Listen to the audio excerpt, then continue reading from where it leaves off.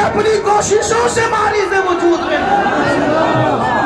ہاں اس لیے ہم لوگوں سے کہتے ہیں بھائیو آپ سے اردو نہ مٹے گی. کیوں؟ جن کے بیٹھے ہوئے اونٹ تم اٹھا نہ سکے اردو کو تم کیسے مٹا؟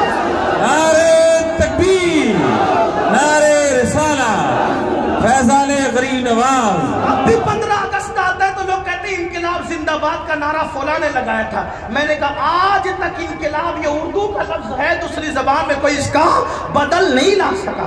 جب بدل نہیں لا سکا تو نیم البدل کیسے لا سکتا ہے؟ تو لیکن میں آپ کو میں یوپی میں تقریر کر رہا ہوں، مجھے اس کا خیال ہے، حالانکہ میں کوئی علامہ فہامہ وہ محقق نہیں، میں طالب علم ہوں، لیکن توجہ کریں جو تیرا طفل ہے، بہت اہم بات کرنے جا رہا ہوں، جو تیرا طفل ہے کامل ہے یا غوث، وہ کامل ولی ہے، وہ ہر اعتبار سے کامل ہے. طفیلی کا لقب واصل ہے یا غوث؟ اب ذرا سنتے جائیں. طفیلی کا لقب یعنی جو آپ کا طفیلی ہو جاتا ہے وہ خدا کا وصل پا جاتا ہے، وہ خدا کا قرب پا جاتا ہے. اب پھر سنیں، جو تیرا طفل ہے کامل ہے یا غوث، طفیلی کا لقب واصل ہے یا غوث؟ کوئی سائل ہو، کوئی سالک ہو، کوئی سالک ہو یا واصل ہے یا غوث؟ اب تشریح نہیں کرتا اس لیے کہ خانقاہی بات آ گئی ہے، اس کو کسی خانقاہ پر چھوڑتے بیان کرنے کے لیے. لیکن سن لے، کوئی سالک ہے یا واصل ہے یا غوث؟ صرف تشریح کرنے کی بجائے اس کا مطلب بتا دیتا ہوں. سالک کہتے ہیں ولایت کی طلب میں چلنے والے کو، اور واصل کہتے ہیں اللہ تک پہنچنے والے کو. اب وہ کہہ رہے ہیں امام اہل سنت کوئی سالک ہے یعنی ابھی چل رہا ہو ولایت کے راستے پہ، یا واصل ہے یا غوث اللہ تک پہنچ چکا ہو. وہ کچھ بھی ہے، وہ کچھ بھی ہے، وہ کچھ بھی ہے، وہ کچھ بھی ہے، وہ کچھ بھی ہے، تیرا سائل ہے یا غوث. نعرہ تکبیر، نعرہ رسالہ، فیضان غوث اعظم، فیضان غوث اعظم.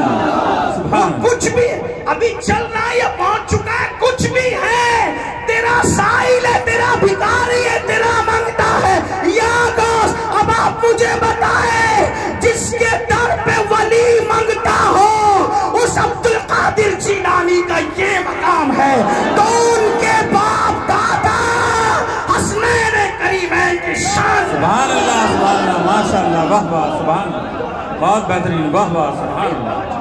توجہ کر، پھر سنیں، جب طفل کامل ہے، توجہ، طفل یعنی جب غوث پاک کے گھر کا بچہ کامل ہے تو جو ان کا باپ علی ہو وہ کتنا نعرہ تکبیر، نعرہ رسالہ، نعرہ حیدری، نعرہ حیدری، نعرہ حیدری.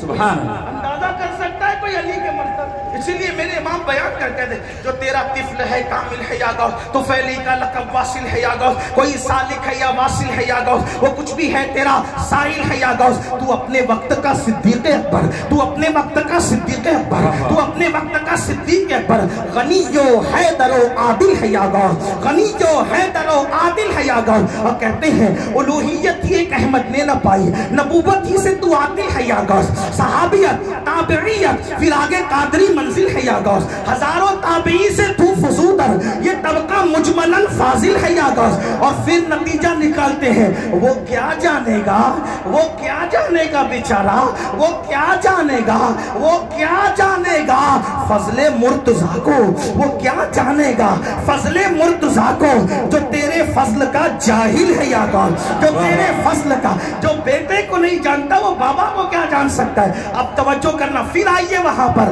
وہ اولاد عیسیٰ نہ تھے، وہ اولاد پیغمبر محمد رسول اللہ نہ تھے، لیکن اپنا ایمان بچانے کے لیے وہ غار میں جا کر کے چھپے تو ان کے در کے کتے کی یہ شان ہے.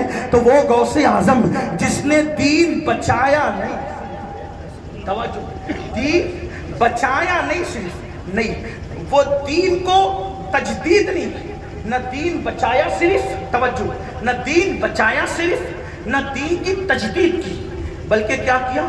دین کو زندہ کیا. بے شک، بے شک. دین کس نے زندہ کیا؟ تو وہ کتا جو اپنا ایمان بچانے کے لیے غار میں جا کے چھپے، ان کے کتے کی یہ شان ہو گئی، تو غوث اعظم سے جو نسبت پیدا کرے وہ غوث اعظم۔ کون غوث اعظم؟ جس نے دین زندہ کیا۔ صرف بچانے والے تو بہت ہیں، تجدید بھی بہتوں نے کی اور سب سراکوں، لیکن اسی لیے مجددوں کی فہرست بہت لمبی ہے اور قیامت تک ہوگی۔ دین کے محافظین کی فہرست لمبی ہے، بہت لمبی ہوگی، لیکن محی الدین کسی اور کو نہیں کہا جاتا۔ محی الدین صرف شیخ عبد القادر جیلانی کو کہا۔ اب آپ اندازہ کریں، جس نے دین زندہ کیا، جو ان سے سچے دل سے وابستہ ہو، وہ غوث پاک فرماتے ہیں میری تو تمنا یہ ہے، غوث پاک کہتے ہیں میری تو تمنا یہ ہے کہ قیامت کے دن سوال کسی سے پوچھا جائے، اگر اللہ اذن دے تو اس کا جواب میں دوں۔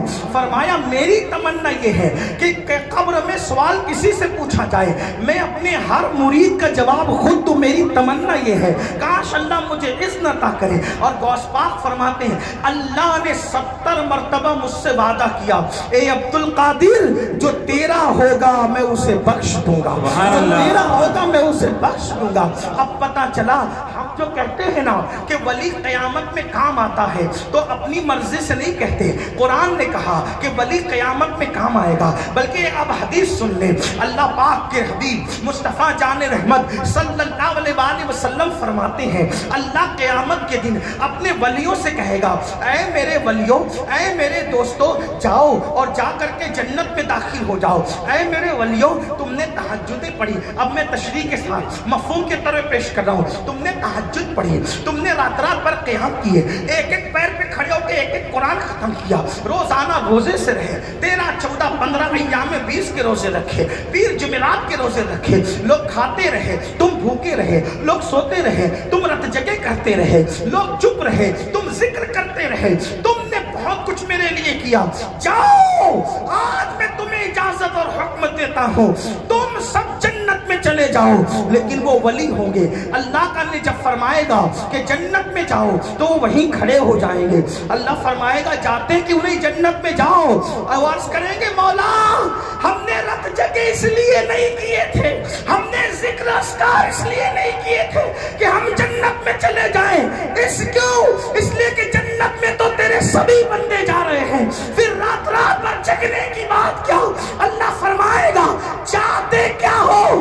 عرض کریں گے مولا ہم اس وقت تک جنت میں قدم نہیں رکھیں گے جب تک ہم سے محبت کرنے والوں کو جنت میں۔ سبحان اللہ، سبحان اللہ، ماشاءاللہ، واہ۔ یہ یا غوث یا خواجہ یا وارث یا فرید حق فرید یا صابر حق صابر کے نعرے ضائع نہیں جائیں گے، یہ محبتیں کرنا، یہ پیار کرنا، یہ الفتیں کرنا ضائع نہیں جائے گا۔ جب وہ کہیں گے مولا ہم سے پیار کرنے والے، اللہ فرمائے گا ان کا بھی ہاتھ پکڑو اور ہاتھ پکڑ کے لے جاؤ۔ تو میرے آقا فرماتے ہیں پھر ہاتھ سے ہاتھ، ہاتھ سے ہاتھ، ہاتھ سے ہاتھ، ایک دوسرے کے ہاتھ کی زنجیر بنے گی گویا کے مفہوم کے طور پہ، اور ان سب کا ہاتھ پکڑ کر وہ جنت میں جا رہے ہوں گے تو اتنی بڑی تعداد میں جائیں گے کہ جنت کا دروازہ چر چر کرنے لگے گا اور ان کے بازو ایک دوسرے کے بازو سے ٹکرائیں گے۔ آپ سے پوچھتا ہوں یہ ہاتھ سے ہاتھ، ہاتھ سے ہاتھ، ہاتھ سے ہاتھ کا کیا مطلب ہے؟ تو تم نے دنیا میں یہ جو ہاتھ پہ ہاتھ دیا، ہاتھ پہ ہاتھ دیا، ہاتھ پہ ہاتھ دیا، تو یہ سلسلہ ظاہری، تم نے اپنے پیر کے ہاتھ میں، انہوں نے ان کے پیر کے ہاتھ میں، انہوں نے ان کے پیر کے ہاتھ میں، انہوں نے ان کے پیر کے ہاتھ میں، انہوں نے ان کے پیر کے ہاتھ میں، اور پھر پیرانے پیر کا ہاتھ، غریب نواز کا ہاتھ، فرید ملت و دین کا ہاتھ، اور پھر وہ ہاتھ کہاں گیا؟ امام حسین شہید کربلا کے ہاتھ، وہ ہاتھ کہاں گیا؟ مولا علی کے ہاتھ، وہ ہاتھ کہاں گیا؟ سید الانبیاء محمد رسول اللہ کے ہاتھ۔ اور اس ہاتھ کے بارے میں قرآن کہتا ہے ید اللہ فوق ایدیہم، یہ ہاتھوں کا سلسلہ ضائع نہیں جائے گا، ہاتھ پکڑ کر کے جنت میں داخل کیے جائیں گے۔ اس دن کیا مزے ہوں گے۔ اور پھر آپ نے سوچا، اب توجہ کرنا، آپ نے سوچا کہ اب غوث پاک نے تو 40 سال تک عشاء کے وضو سے فجر پڑھی، ہم نے تو نہیں پڑھی، عشاء کے وضو سے عشاء پڑھی، فجر کے وضو سے فجر پڑھی، ہم نے تو اتنا ہی کیا۔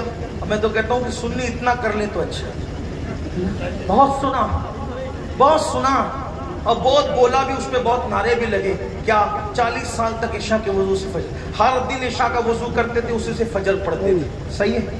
میں نے کہا عبد القادر جیلانی نے یہ کیا شیخ رضی اللہ تبارک و تعالیٰ، تو قادری ہے نا، انہوں نے عشاء کے وضو سے فجر پڑھی، تو کم سے کم عشاء کے وضو سے عشاء پڑھا، واہ واہ، فجر کے وضو سے فجر، انہوں نے ماں کے پیٹ سے پیدائش کے بعد پہلے ہی دن رمضان شریف کا روزہ رکھا، تو پیدا ہوتے نہ رکھ، بالغ ہونے کے بعد تو رکھ، واہ واہ، بہت بہترین، واہ۔ وہ ماں کے پیٹ سے حافظ قرآن پیدا ہوئے، تو حافظ قرآن نہ پیدا ہو، پیدا ہونے کے بعد نہ حافظ بن، کم سے کم دیکھ کے تو قرآن پڑھنا سیکھا، تو موبائل چلانا سیکھا، تو کمپیوٹر چلانا سیکھا میرے بھائی، تو قرآن پڑھنا کیوں؟ کتنوں کو قرآن پڑھنا آتا ہے؟ ہاتھ نہیں اٹھانا، میں مجمع میں ذلیل کرنے نہیں آیا کسی، میرے حضور کا ایک ایک امتی، میرے آقا نے فرمایا میرے امتی کی عزت کعبے سے زیادہ بڑھ کر ہے، اس لیے میں تمہیں ذلیل کرنے نہیں آیا میرے بھائی،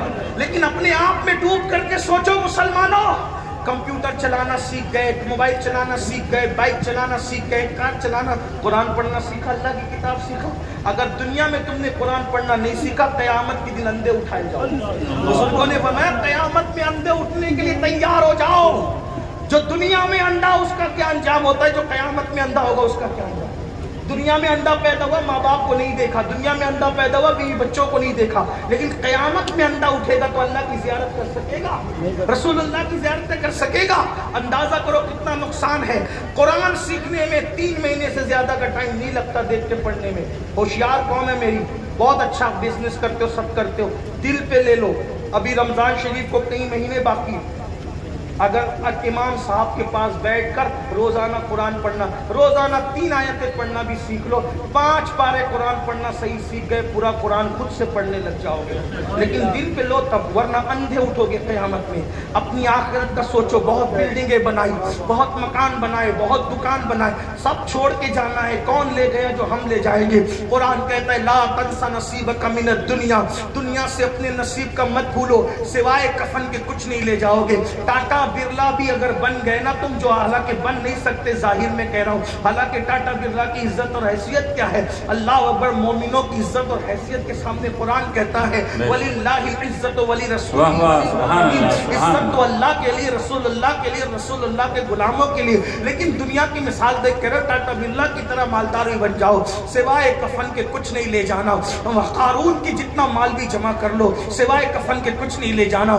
عثمان غنی جتنا مال بھی جمع کر لو، سوائے کفن کے کچھ نہیں لے جانا۔ سلیمان علیہ السلام جیسی پوری دنیا کی حکومت حاصل